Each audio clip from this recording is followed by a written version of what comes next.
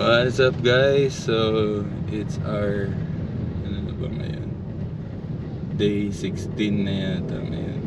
Hindi sure ano. Kung 15, 16. So baka day 17 na kami guys. No?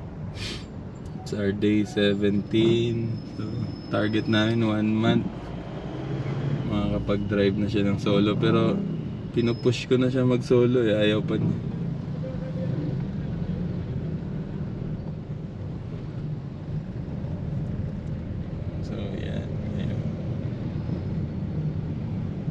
Solo na siya papuntang office. Kaso ngayon sobrang traffic kasi na 2025 parang 2019. Matindi ang traffic. Pero kaya naman niya siguro, magbabagal lang siya. Ano lang, drive with her own pace lang, parang ganun.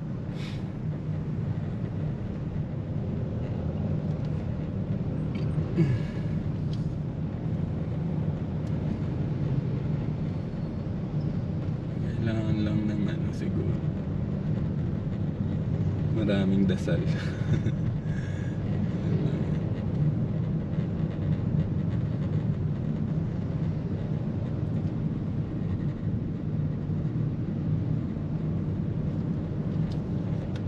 So nandito na kami ngayon sa may ano ba to? Kalimutan ko tong lugar na to. Prinsa ba to? Or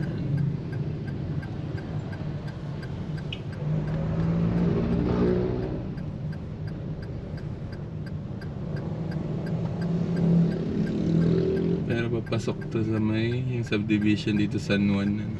San Juan ano? General Trias. Siya na muna. Nagsisignal na siya.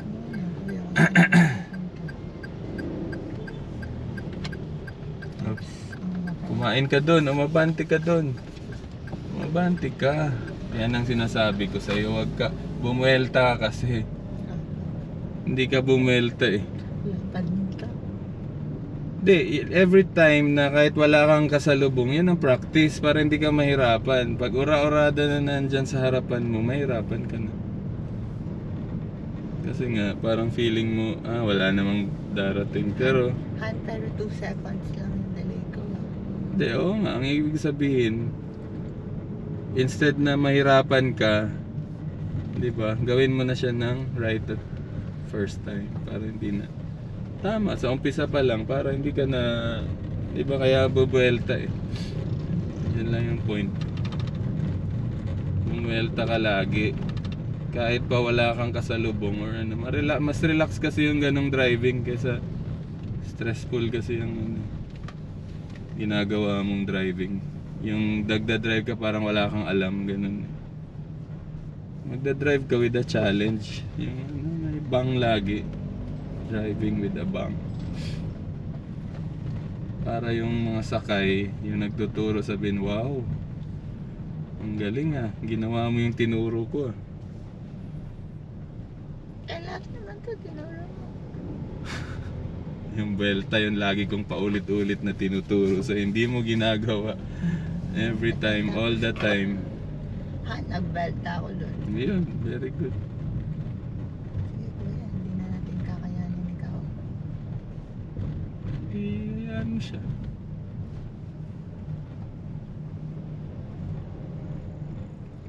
Sana pabayan siya, kanan siya. Kasi kung pakaliwa siya, siguro nag-grocery kasi siya. Grabe, punong-puno ng ano. Kaya yan ang bagal niya eh. Lobat agad yan. Bigat ng dala niya. Punong-puno yung e-bike niya. Mabigat. Kakain ng maraming baterya yan. Mukhang kakanan naman siya. Siguro. Lagpasan mo na siya, natigil eh. Kaso hindi kakayanin. Ay, antayin mo na lang. Truck ba naman yung nandyan? Saan ba kasi siya? Girl kasi siya. Dito. Ang tanong, saan siya? Kung girl siya. Ate, kung diretso Baka gusto niya pa overtaken ka muna. Overtake ka na, sige. Sige, baliin mo manobela. Yan, bitaw. Signal ulit. Huwag muna. Naku, pakaliwa tong. Oh, yan, go. Dito, iwasan mo yung jeep. Nice. Iwas pa, iwas pa. Huwag kang pumreno dyan. Eh kasi, Malayo yung motor, hindi yan tatamaan. Diyos ko, pumreno ka pa. baka may biglang... Nakita mo yung Dumiretso under sa pressure motor. ka, hindi natin nagagawa yung mga tamang gawain. Hindi kasi natin nakikita yung pag ganun eh.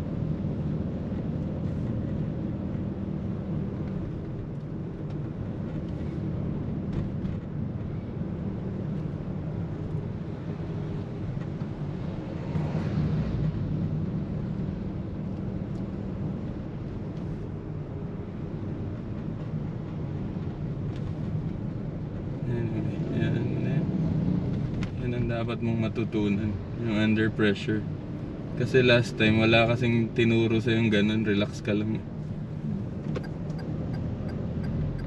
Kaya nangyaring ganun. Relax lang, from bahay, office, office, bahay, ganun lang, laging relax. Kailangan laging ma-practice yung under pressure mong yan para yung traffic ba.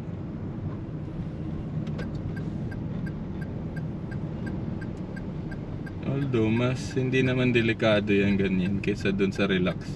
Mas delikado yung relax na driving. Kasi puro ano lang. Puro dire-diretso lang. At least yung traffic, ano yan, slow moving. Kung may mga ganun yan, maghahalikan lang yung sasakyan, hindi ano. Hindi talaga mabilis. Ayun nga yung wire. Nakita niyo yung wire. Oo. Yung truck ang Delikado kailangan yan sa umiwas. motor. Ito. Ay, nasa na yan? May truck kanina Yung pa. motor yan, yung maliig sila. Ito lalo. Hindi, yung motor, mamamatay. Yung truck, mapuputol lang. Go, go, go. Huwag mo na siya antayin. Huwag mo nang antayin kasi hindi kayo kasya. Malaki dito ha sa akin. Ang layo mo nandyan ka na sa side mo masyado. Bilisan mong pag-ilag dito papunta sa akin kung malaki pa rito. Huwag yung hindi ka nagalaw para kang na-stroke. Tigas ka lang dyan. Sige, balik dito. Balik agad dito, huwag kang gumas. Ibabalik mo lang yung manubela, ganun lang yan. Overtake doon, balik dito. Parang nagliliko ka lang ng zigzag road. Pabalik-balik. Aralin mo kasi ang ganyan eh. Sige, go. Tingin sa harap, huwag sa likod. Naka-signal ka naman eh. Ba't ka sa likod nating eh? Hindi, dito ako nakatingin. Yung pag Kala ko sa likod ka dito na. sa side mirror. Sa side. Pag naliko ka, huwag kang tumingin lagi sa hayaan. Ang makikita mo lang naman ay ang delikado lang dyan yung katabi. Pag yung sasakyan nakikita mo sa likod meron, hindi yan delikado. Pero yung pag tumabi na yung motor, Opo. tumabi na yung motor, tumabi na yung kotse, yan yung delikado.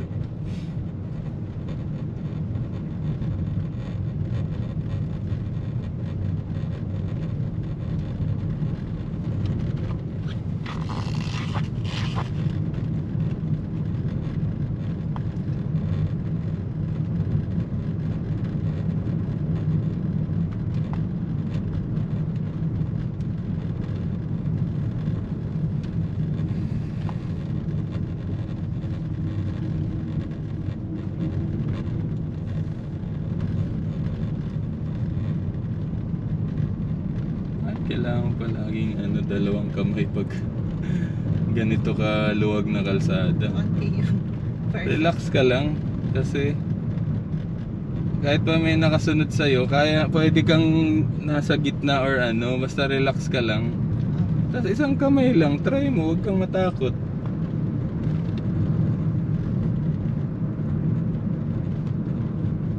I-push mo lang naman kasi yung manubela, ipupush mo lang siya, magaan lang yan eh. Hindi ka lang sure kasi.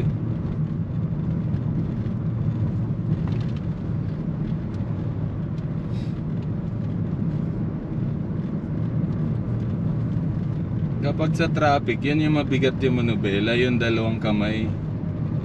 Pag ganitong lang, open area, kahit isang kamay, kaya na yan eh.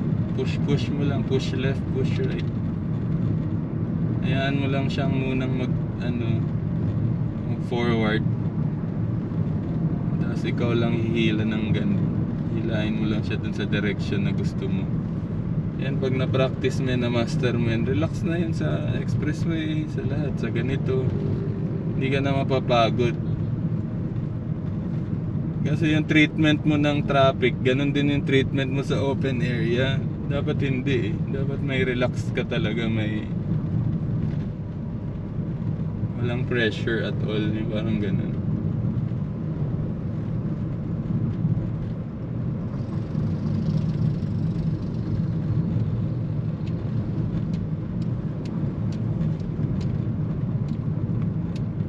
Ganyan yung mga takbo na ano, mas kabisado mo. Yung hindi masyado mabilis, hindi rin masyadong mabagal. Ayun, saan kaya siya? O yun, tamang-tama. Ay, sayang. Ay, hindi pa siya nakatawid. Preno, maatrasan ka, bumabalik yan. Antayin mo siyang tumawid ah. Antayin mo muna siyang tumawid. Wait lang. Okay, go. Pwede ka nang dumiretso sa kabilang side. Very good. Patawid mo. Pag ganun, okay lang yun na dumiretso ka sa kabilang side. Ha? Pati yung mga papasok. Pero dapat yung papasok sobrang haba kasi yung putol nila doon sa agad sa kanilang side eh. Paglipat mo, abot na kayo doon sa nangyari na sa akin yun eh. Pagtingin ko sa likod ko eh, malapit muntik na yung motor sa akin. Kasi nga, di ba may papasok. So akala ko pwede na ako sa kabilang side kasi nga papasok eh. Yun pala na timing ng motor yung ano. Yung diretso ka. Yung cut mo. No, yung pinakahuli nung tatawid. Na timing yung pasok ng motor. Wala, muntik na niya ang bundol. Kaya pinag-iingat kita para mangyari sa'yo yung mangyari sa akin. Huwag ka masyadong ano. Yan ang huwag ka masyadong lumapit pag dump truck. Kasi may mga bato na lalaglag niyan minsan. Sunod ka lang agad, pero huwag kang lumapit. Pag liliko sila, sunod ka na, go! Ikat ka ng Innova. Doon ka sa unahan niya. Doon ka sa unahan niya. Kasi siya dyan sa gilid, ikaw dito sa kabilang gilid. Diba? Mag-e-kiss kayo eh. Ayun, doon sila. Yung mga truck. Dito ka naman sa ID, ay sticker. Hindi ko pa rin naalala yung sticker. Kaya nga isasabihin ko kay Ate Grace. Unahin mo muna yung sa schedule mo naman. Check out. Inquire ka muna doon. Pero yun nga, banggitin mo pa rin kay Ate Grace kung may oras ka. Pero unahin mo yung ano, kung pwede bukas, kamo. Check up lang naman at x-ray siguro sa pilay mo. Pwede ka naman yata dumiretso ng tawag doon, di ba? Or dadaan pa rin dyan sa clinic mo. Yun nga yung hindi ko alam. Hindi kasi ako gumagamit ng ano. So hindi ko alam.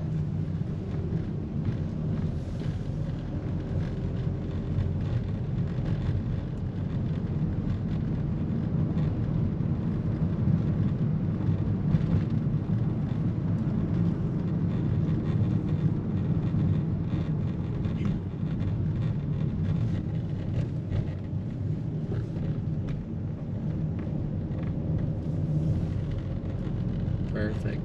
Dapat ganyan. Dapat may comfort zone ka. Kagaya nitong EPSA. EPSA yung pinaka-comfort zone kasi maluwag.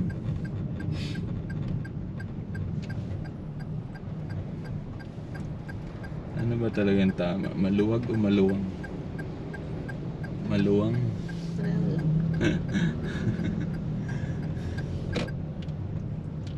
Pwede. Maluwag is loose. Maluwang is spacious. So maluwang pala dapat. Maluwang.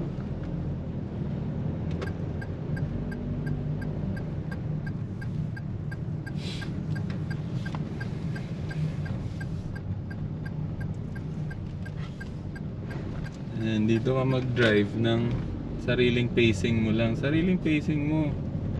Huwag kang marurot. Sariling pacing. Ibig sabihin yung relax ka, loose ka ba? Maluwag ka lang ba sa decision making? Try mo kasing ganang mag-drive. No one's telling you what to do. Yeah.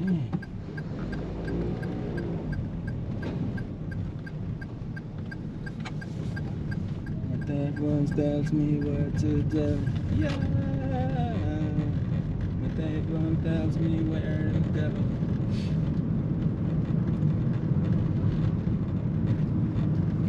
Tanggalin ko yung mga relo dito sa kotse siguro. Mamadali ka pag nakakita ka ng oras eh. Hindi naman. Kaya naman tayo sa oras. Ba't lumilipad tayo kung hindi ka Hindi ko nagmamadali? na brinake masyado. Sisira tong kotse na to. 1 year lang.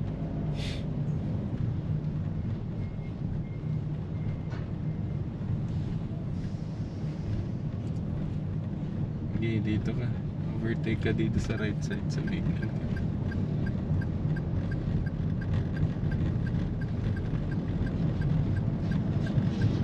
Sige. Okay lang naka-signal, walang problema.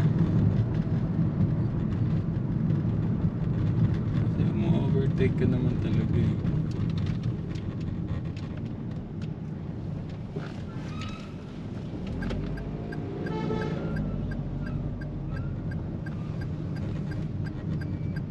Okay. Bali na. Maluwag dito sa side ko. Hindi mo ba talaga estimate tong kotse?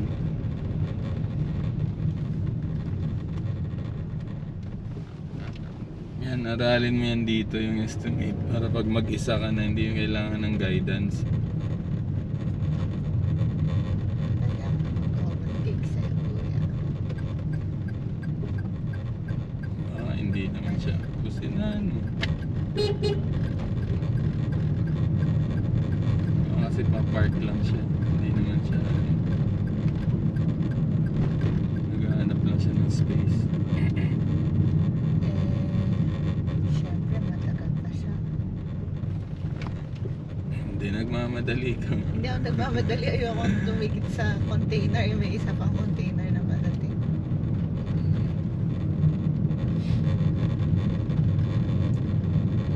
Next time maaga tayo umalis ng bahay. Hindi ka nagmamadali. Hindi ako nagmamadali. Sayang yung Oras. ano, sayang yung chance. Eh, marunong na naman ako mag-overtake. Dati lang, hindi pa ako marunong. Huwag ka patingin-tingin. Tumawid ka na. Nagulat kang pusa ka. Sige, wala dito.